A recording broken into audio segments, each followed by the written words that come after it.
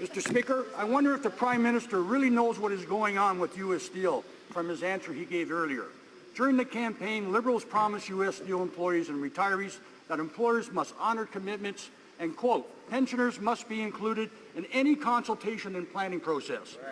Today, the Hamilton Steelworkers are forced to come to Ottawa to once again ask this government to come to the table.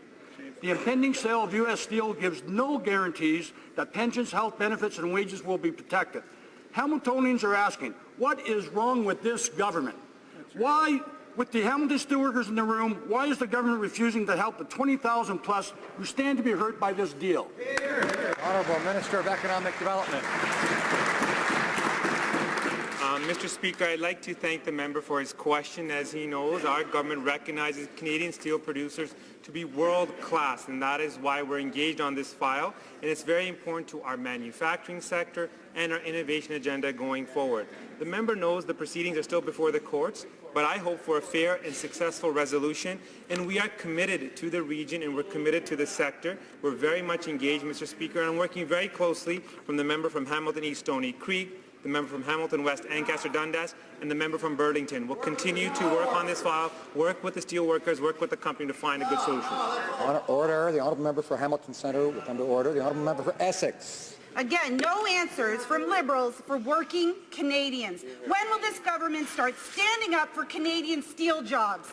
Mr. Speaker, China is unfairly dumping steel at prices that undercut and hurt Canadian producers. Our steel industry is urging the government to strengthen Canada's trade remedy rules. Instead, the Liberals are considering giving China market economy status, which would make it even harder for our steel producers to compete.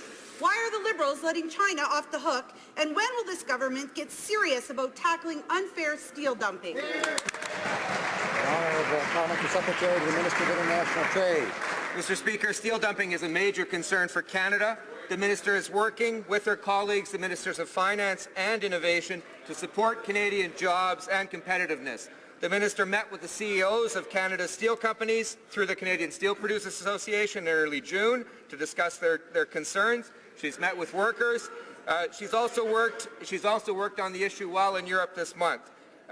And as chair of the Canada-U.S. Committee in Cabinet, Mr. Speaker, the Minister is working with our American counterparts to address the issue of overcapacity.